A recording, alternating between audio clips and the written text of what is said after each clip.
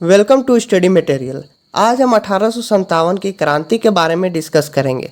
कुछ इतिहासकार 1857 की क्रांति कहते हैं, लेकिन कुछ इतिहासकार ऐसे भी हैं जो इसे 1857 का सैनिक विरोध कहते हैं।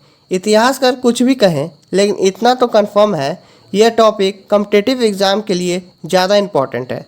शायद ही कोई ऐसा कॉम्पिटिटिव एग्ज़ाम होगा जिसमें हिस्ट्री पूछी जाती होगी और 1857 की क्रांति से क्वेश्चन नहीं पूछा जाता होगा। यानी कि ये टॉपिक कॉम्पिटिटिव एग्ज़ाम के लिए बहुत ज़्यादा इम्पॉर्टेंट है और इस टॉपिक से क्वेश्चन भी रिपीट होते रहते हैं। आज की इस वीडियो में 1857 की क्रांति से रिलेटेड सभी महत्वपूर्ण क्वेश्चन डिस्कस करेंगे और मैं आपको ये भी बताऊँगा कौन से ऐसे क्वेश्चन हैं जो अक्सर कॉम्पिटिटिव एग्ज़ाम में रिपीट होते रहते हैं। इसलिए आप पूरा वीडियो बहुत ध्यान से देखें। मैं उम्मीद करता हूं अगर आपने पूरा वीडियो बहुत ध्यान से देखा तो आपका कॉम्पिटिटिव एग्ज़ाम में से इस टॉपिक से कोई भी क्वेश्चन गलत नहीं होगा। तो चलिए स्टार्ट करते हैं। अंग्रेज़ों सेना ने चर्बी वाले कारतूस से चलने वाली राइफल कब शामिल की गई? आप जानते हैं 1856 क्रांति का कारण था एक कारतूस। आपने कई बार पढ़ा भी होगा कि 1856 की क्रांति का सबसे बड़ा कारण था कारतूस। ऐसा कारतूस जिसपे लगी होती थी गाय और सूअर की चर्बी और उस कारतूस को मुंह से छीलना पड़ता था, उसके बाद कारतूस चलता था। लेकिन आप जानते हैं उस टाइम पे अंग्रेजी सेना में भारतीय लोग नौकरी करते थे, उसमें ज़्यादातर हिंदू और मुसलमान थे। गाय हिंदू के लिए पूजनीय होता है और सूअर मुसलमान लोगों के लिए अशुद्ध होता है, तो यह दोनों के धार्मिक भावनाओं को ठेस पहुँचाने वाला डिसीजन था, तो जो अंग्रेज़ों ने लिया था ऐसा कारतूस वाली राइफल। ठीक है, ये क्वेश्चन अक्सर कॉम्पिटिटिव एग्ज़ाम में पूछा जाता है। अंग्रेजी सेना में चर्बी वाला कारतूस से बनी राइफल कब शामिल की गई? यह आप याद कर ले। यह राइफल शामिल की गई दिसंबर 1856 में और आप जानते हैं 1856 की क्रांति शुरू हुई थी मई 1856 में। पूरी क्रांति की जड़ थी यह राइफल। आपको इस राइफल का नाम याद होना चाहिए। इस राइफल का नाम है इनफील्ड राइफल, जिसमें चर्बी वाला कारतूस लगाए जाते थे। इससे पहले राइफल यूज़ की जाती थी, उसका भी आपको नाम याद होना चाहिए। उस राइफल का नाम था ब्रोन बेस। तो आपको इस दोनों राइफल का नाम याद कर लेना चाहिए, क्योंकि ये अक्सर कॉम्पिटिटिव एग्ज़ाम में पूछ लिया जाता है। तो चलिए अब आते हैं नेक्स्ट क्वेश्चन पे। क्वेश्चन नंबर 2, प्रथम स्वतंत्र संग्राम का प्रमुख तत्कालिक कारण क्या था? प्रमुख तत्कालिक कारण था धर्म में हस्तक्षेप, क्योंकि अंग्रेजों ने हिंदू और मुसलमान दोनों के लिए धर्म में हस्तक्षेप किया था। ऐसा कारतूस इस्तेमाल किया था जो हिंदू और मुस्लिम दोनों के लिए धार्मिक भावनाओं को ठेस पहुंचाने वाला था। तो इसका प्रमुख तात्कालिक कारण था धर्म में हस्तक्षेप। तो चलिए अब नेक्स्ट क्वेश्चन की तरफ चलते हैं। क्वेश्चन नंबर 3, मंगल पांडे कहाँ के विल्प से जुड़े थे? ये क्वेश्चन 2 मोस्ट इम्पॉर्टेंट क्वेश्चन है, क्योंकि कॉम्पिटिटिव एग्जाम में रिपीट हो चुका है कि मंगल पांडे कहाँ के विल्प से जुड़े थे। तो मंगल पांडे जुड़े थे बैरकपुर से। आपको ये नाम याद कर लेना चाहिए कि मंगल पांडे कहाँ से जुड़े थे।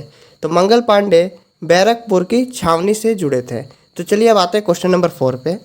क्वेश्चन नंबर 4, मंगल पांडे कौन सी नेटिव इन्फेंट्री के सिपाही थे?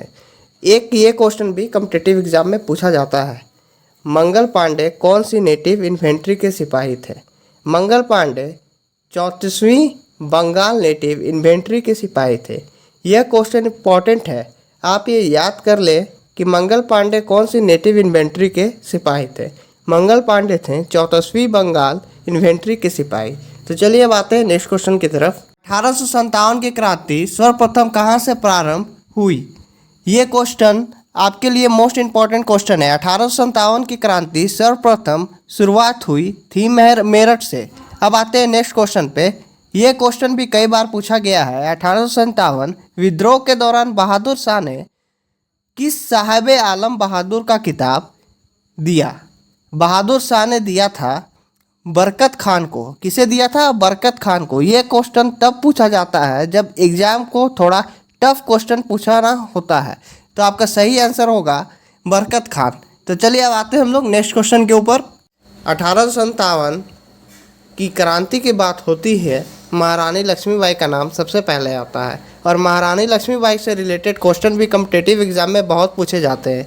एक ये क्वेश्चन पूछा जाता है 1857 के संग्राम की वीरांगना महारानी लक्ष्मीबाई का जन्म कहाँ हुआ था। महारानी लक्ष्मीबाई का जन्म हुआ था वाराणसी में। आपने ये तो पढ़ा होगा कि महारानी लक्ष्मीबाई ने झांसी में युद्ध लड़ा था। इन्हें झांसी की रानी भी कहा जाता है, लेकिन ये आप याद कर लें, इनका जन्म झांसी में नहीं हुआ था, इनका जन्म हुआ था वाराणसी में। इनका जन्म हुआ था 19 नवंबर 1835 को गोलघर में, जो प्रेजेंट टाइम में है वाराणसी में। और इनकी शादी 14 वर्ष की उम्र में झांसी की महाराजा गंगाधर राव के साथ हुई थी। कितनी वर्ष की उम्र में? 14 वर्ष की उम्र में झांसी की राजा गंगाधर राव के साथ हुई थी। उसके बाद ये झांसी में आ गई और झांसी में ही युद्ध लड़ा था। चलिए अब आते हैं नेक्स्ट क्वेश्चन के ऊपर। एक ये क्वेश्चन भी बहुत पूछा जाता है, महारानी लक्ष्मीबाई के समाधि कहाँ है। महारानी लक्ष्मीबाई की समाधि है ग्वालियर में। महारानी लक्ष्मीबाई की समाधि है ग्वालियर में। तो चलिए अब आते हैं नेक्स्ट क्वेश्चन पे। ये क्वेश्चन है, महारानी लक्ष्मीबाई को अंतिम युद्ध में किससे सामना करना पड़ा। महारानी लक्ष्मीबाई को अंतिम युद्ध हुआ था हुरोज के साथ। युद्ध काफ़ी भयंकर हुआ। अंत में जीत यूरोज की हुई, लेकिन यूरोज को भी पता चल गया कि युद्ध उसका किसके साथ हुआ। जब महारानी लक्ष्मीबाई की मृत्यु हो गई युद्ध में, उसके बाद यूरो ने कहा कि भारतीय विरोध में महारानी लक्ष्मीबाई अकेली मर्द है। तो चलिए अब आते हैं नेक्स्ट क्वेश्चन के ऊपर।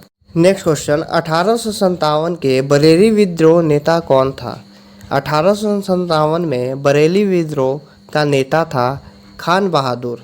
अब आते हैं हम लोग नेक्स्ट क्वेश्चन के ऊपर। नेक्स्ट क्वेश्चन, 1857 में विद्रोह का लखनऊ में नेतृत्व किसने किया। 1857 में विद्रोह का लखनऊ में नेतृत्व किया था बेगम हजरत ने। तो चलिए अब नेक्स्ट क्वेश्चन पे आते हैं। 1857 के विद्रोह का इलाहाबाद में नेतृत्व किसने किया। 1857 के विद्रोह का इलाहाबाद में नेतृत्व किया था मौलवी लिखायत अली। तो चलिए अब आते हैं नेक्स्ट क्वेश्चन के ऊपर, क्वेश्चन नंबर 14 पे। नेक्स्ट क्वेश्चन, 1857 विद्रोह में भाग लेने वाले स्वाधीनिक सिपाही कहाँ के थे। 1857 के विद्रोह में भाग लेने वाले स्वाधीनिक सिपाही थे अवध। ऐसा कहा जाता है कि 1857 की क्रांति में जितने भी सैनिकों ने भाग लिया था, उनमें से 75,000 सैनिक तो अकेले अवध के थे।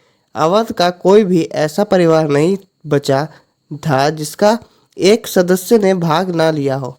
कम से कम एक सदस्य तो हर परिवार से इस विद्रोह में भाग ले ही रहा था।